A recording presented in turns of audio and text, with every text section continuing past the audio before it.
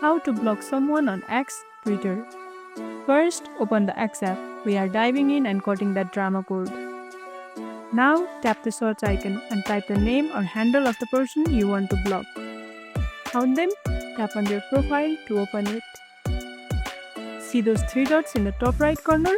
Tap it. It's a secret menu. From the list, hit block. X will ask you to confirm. Say yes. Done. They can't follow you, see your post, or DM you anymore. Peace restored. Bonus tip. Want to review all your blocked accounts?